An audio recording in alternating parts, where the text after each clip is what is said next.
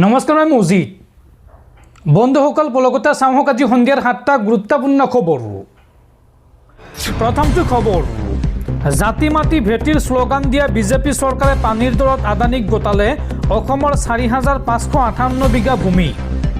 আদানী প্ৰীতত গদগদ অসমৰ মুখ্যমন্ত্ৰী হিমন্ত বিশ্ব শৰ্মা। বিজেপিৰ শ্লোগান আছিল আমাৰ মাটি আমাৰ অধিকাৰ, কিন্তু এতিয়া হৈছে অসমৰ মাটি আদানীৰ অধিকাৰ। ফুটুকাৰ ফেনলৈ পৰিণত হৈছে বিজেপিৰ জাতি মাটি ভেটি ৰক্ষাৰ প্ৰতিশ্ৰুতি। জাতি মাটি ভেটি ৰক্ষাৰ বিপৰীতে পুঁজিপতিৰ স্বাৰ্থ পূৰণতে ব্যস্ত মুখ্যমন্ত্ৰী হিমন্ত বিশ্ব শৰ্মা। মুখ্যমন্ত্ৰীৰ আশীৰ্বাদতে অসমত পুলিয়ে পোখাই শিপাবলৈ আৰম্ভ কৰিছে আদানীৰ সাম্ৰাজ্য। খিলঞ্জীয়াৰ ভূমিৰ অধিকাৰৰ কথা কোৱা মুখ্যমন্ত্ৰীয়ে পানীৰ দৰত আদানীক গোটালে 4,558 বিঘা ভূমি। চাপৰত তাপবিদ্যুৎ প্ৰকল্প নিৰ্মাণৰ বাবে আদানী গোষ্ঠীক ভূমি গোটালে ৰাজ্য চৰকাৰে। প্ৰতি বিঘাত মাত্ৰ 4,347 টকা মূল্যত 35 বছৰলৈ লিজত দিছে আদানীক, আৰু আদানীক গোটাইছে সৰ্বমুঠ 4,558 বিঘা ভূমি। উল্লেখযোগ্য যে এই 4,558 বিঘা ভূমিৰ 1,073 বিঘা ৰাজ্য চৰকাৰে খিলঞ্জীয়াৰ পৰা অধিগ্ৰহণ কৰা ভূমি, আৰু এই অধিগ্ৰহণকৃত ভূমিৰ বাবদ গৰাকীক আদানীয়ে কিমান ক্ষতিপূৰণ দিব সেই সন্দৰ্ভতো স্পষ্ট হোৱা নাই কোনো তথ্য। আৰু ইতিমধ্যে এই প্ৰকল্প নিৰ্মাণৰ বাবে APDCL আৰু আদানীৰ মাজত সম্পন্ন হৈছে চুক্তিপত্ৰত স্বাক্ষৰ। আজিৰ অসমীয়া প্ৰতিদিন কাকতত প্ৰকাশ পাইছে এই গুৰুত্বপূৰ্ণ বাতৰি। পৰৱৰ্তী খবৰ, PM কিষাণ সন্মান নিধিৰ 22 নং কিস্তিক লৈ আহি গ'ল বিগ আপডেট। অতি শীঘ্ৰে দেশৰ কোটি কোটি কৃষকৰ বেংক একাউণ্টত সোমাব PM কিষাণ সন্মান নিধিৰ 22 নং কিস্তিৰ ধন। আজিয়েই পৰীক্ষা কৰক PM কিষাণৰ ৱেবছাইটত নিজৰ নাম। আজিয়েই পৰীক্ষা কৰক PM কিষাণৰ ৱেবছাইটত নিজৰ নাম। PM কিষাণৰ 22 নং কিস্তিক লৈ আহি গ'ল বিগ আপডেট। প্ৰধানমন্ত্ৰী মোদীয়ে কৰিলে ডাঙৰ ঘোষণা। হোলীৰ পূৰ্বে দেশৰ কৃষকসকলৰ একাউণ্টত সোমাব 22 নং কিস্তিৰ ধন। পূৰ্বে ধন পোৱা কৃষকেও এইবাৰ নাপাব পাৰে এই ধন। ধন লাভৰ পৰা বঞ্চিত নহ'বলৈ আজিয়েই কৰি লওক এইসমূহ জৰুৰী কাম। কি কি কাম কৰিব লাগিব চাওঁ আহক। কৃষকৰ আধাৰ কাৰ্ডৰ সৈতে eKYC আপডেট বাধ্যতামূলক কৰা হৈছে।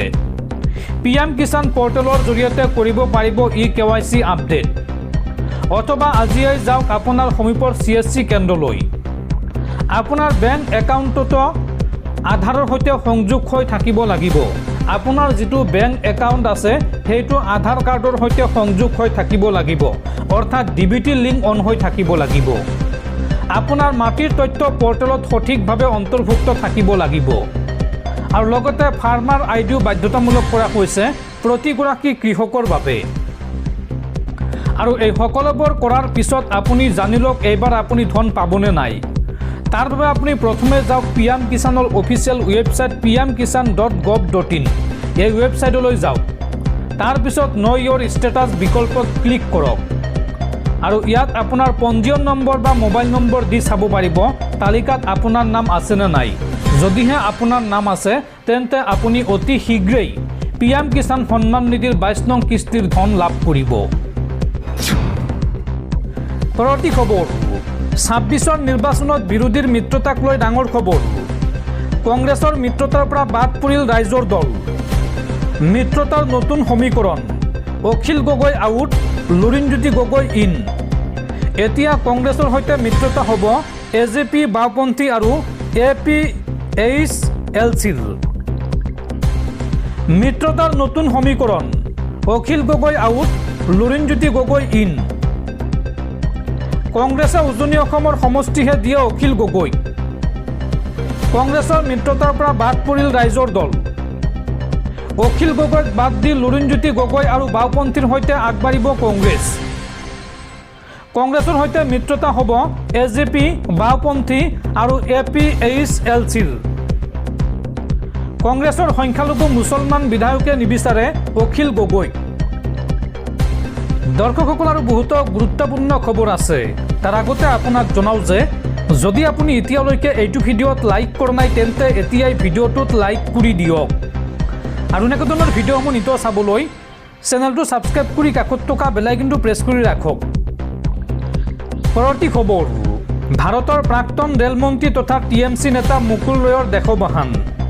হৃদৰোগত আক্ৰান্ত হৈ 71 বছৰ বয়সত শেষ নিশ্বাস ত্যাগ কৰে প্ৰাক্তন মন্ত্ৰীগৰাকীয়ে। কিডনীকে ধৰি একাধিক ৰোগত আক্ৰান্ত হৈ আছিল মুকুল ৰয়। উল্লেখযোগ্য যে বংগৰ ৰাজনীতিৰ চাণক্য হিচাপে জনাজাত আছিল এইগৰাকী মুকুল ৰয় আৰু মুকুল ৰয়ৰ মৃত্যুত এতিয়া দেশৰ ৰাজনৈতিক মহলত শোকৰ ছাঁ।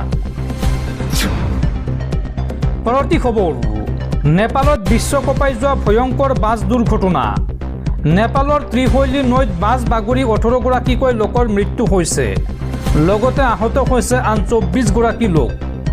মৃতকৰ ভিতৰত আছে 6 গৰাকী মহিলা আৰু 2 গৰাকী বিদেশী পৰ্যটক। পোখৰাৰ পৰা কাঠমাণ্ডু অভিমুখী আছিল এই বাছখন। যাত্ৰীবাহী বাছখনত আছিল সৰ্বমুঠ 44 গৰাকীকৈ যাত্ৰী। পৰৱৰ্তী খবৰ, চিম কাৰ্ড মোৰ, মোবাইল মোৰ, কিন্তু ইনকামিঙত তলা কিয়? ৰিচাৰ্জ শেষ হ'লে আউটগয়িং নাথাকে, সেয়া বুজি পোৱা যায়, কিন্তু ইনকামিং বন্ধ কিয় হয়? সংসদত এই প্ৰশ্ন সাংসদ ৰাঘৱ চাড্ডাৰ। পৰৱৰ্তী খবৰ, বিনামূলীয়া আঁচনি বন্ধ কৰাৰ নিৰ্দেশ দেশৰ উচ্চতম ন্যায়ালয়ৰ। হিতাধিকাৰী আঁচনি আৰু নিৰ্বাচনৰ আগমুহূৰ্তত ঘোষণা কৰা বিভিন্ন ধৰণৰ বিনামূলীয়া যোজনাসমূহ বন্ধ কৰাৰ পক্ষপাতী দেশৰ সুপ্ৰিম কোৰ্ট। ইয়াৰ সলনি পথ, স্বাস্থ্য আৰু শিক্ষা খণ্ডত ধনৰ বিনিয়োগ কৰিবলৈ ৰাজ্য চৰকাৰসমূহক পুনৰ সৰ্বোচ্চ ন্যায়ালয়ৰ পৰামৰ্শ। পৰৱৰ্তী খবৰ, টোল প্লাজাত বন্ধ হ'ব নগদ ধনৰ লেনদেন। বাধ্যতামূলক হ'ব ফাষ্টেগ আৰু UPI পে'মেণ্ট। 1 এপ্ৰিলৰ পৰা সমগ্ৰ দেশজুৰি কাৰ্যকৰী হ'ব এই নতুন ব্যৱস্থা। পৰৱৰ্তী খবৰ, শিলচৰ মেডিকেল কলেজত পুনৰ চিয়াম ভিজিলেন্সৰ অভিযান। ৰেডিঅ'লজি বিভাগত সংঘটিত দুৰ্নীতিৰ বিৰুদ্ধে এই অভিযান। ছ'ন'গ্ৰাফি MRI নামত কেইবা বছৰ ধৰি চলিছিল বৃহৎ দুৰ্নীতি আৰু এই দুৰ্নীতিৰে জড়িত কেইবাজনো বেচৰকাৰী কৰ্মচাৰীক কৰা হৈছিল বৰ্খাস্ত। সমগ্ৰ গোচৰ কাছাৰ আৰক্ষীয়ে হস্তান্তৰ কৰিছিল চিয়াম ভিজিলেন্সক। সেই সময়ত তদাৰকী কোষে তদন্ত কৰি জব্দ কৰিছিল বহু নথিপত্ৰ আৰু এই কেলেংকাৰীত 7 গৰাকী কৰ্মচাৰী জড়িত থকাৰ তথ্য লাভ কৰিছে চিয়াম ভিজিলেন্সে। আৰু আজি পুনৰ শিলচৰ মেডিকেল কলেজত অভিযান চলাইছে চিয়াম ভিজিলেন্সে। পৰৱৰ্তী খবৰ, পুনৰ সুৰাসুৰে বৃদ্ধি পাইছে সোণৰ দাম। দেশৰ সাধাৰণ জনতাৰ ওপৰত পুনৰ মাধমাৰ সুদাই বৃদ্ধি পালে সোণৰ দাম। চাওঁ আহক আজিৰ দিনটোত গুৱাহাটীত কিমান হৈছে প্ৰতি 10 গ্ৰাম সোণৰ দাম। প্ৰতিদিনে সোণৰ দামত উত্থান পতন হৈ থাকে আৰু এইবাৰ সোণৰ দামক লৈ আহিছে আন এক ডাঙৰ খবৰ। গুৱাহাটীত আজি 24 কেৰেটৰ 10 গ্ৰাম সোণৰ মূল্য হ'ল 1,61,350 টকা। গুৱাহাটীত আজি 24 কেৰেটৰ 10 গ্ৰাম সোণৰ মূল্য বৃদ্ধি পালে 2,070 টকা আৰু গুৱাহাটীত আজি 22 কেৰেটৰ 10 গ্ৰাম সোণৰ মূল্য হ'ল 1,47,900 টকা আৰু গুৱাহাটীত আজি 22 কেৰেটৰ 10 গ্ৰাম সোণৰ মূল্য বৃদ্ধি পালে 1,900 টকা।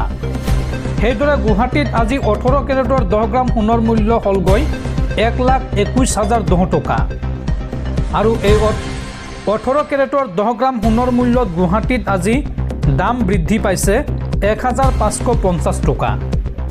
উল্লেখযোগ্য যে প্ৰতিদিনে সোণৰ দাম সলনি হৈ থাকে। goodreturns.in তথ্যৰ ভিত্তিত প্ৰস্তুত কৰা হৈছে এই বাতৰি।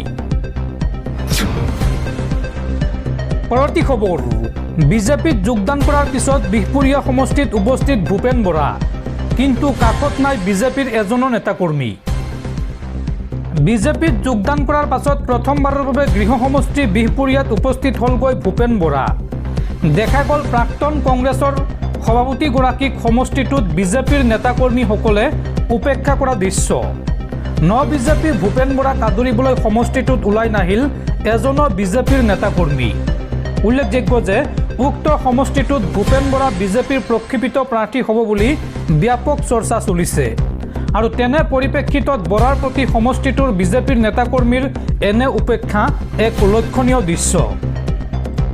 দেওবাৰে নিশাই বিহপুৰীয়াৰ ভোগপুৰৰ বাসগৃহত উপস্থিত হৈছিল ভূপেন বৰা। এই সন্দৰ্ভত বৰাই প্ৰতিক্ৰিয়া ব্যক্ত কৰি ক'লে যে হাৱাদানৰ পৰা তেওঁক আদৰিবলৈ কৰ্মীসকলে ইচ্ছা কৰিছিল যদিও কংগ্ৰেছ বিজেপিৰ হতাহতি হ'ব পাৰে বুলি ভাবিয়ে তেওঁ এই কাৰ্যসূচী নিজেই বাতিল কৰিছিল। সেয়েহে কাকো নোকোৱাকৈ ঘৰ পালোহি, এই মন্তব্য কৰে ভূপেন বৰাই। সোমবাৰে পুৱাৰ ভাগতো ভূপেন বৰাৰ বাসগৃহত নিমাও মাও পৰিৱেশে বিৰাজ কৰে। ভূপেন বৰাই লগতে ক'লে যে দলৰ সাধাৰণ কাৰ্যকৰ্তা হিচাপে মই কাম কৰিম। বিহপুৰীয়া বিজেপিৰ তৃণমূল কৰ্মীসকলৰ সৈতে কথা পাতিবলৈ মুখ্যমন্ত্ৰী আৰু দলৰ সভাপতিয়ে মোক পঠাইছে।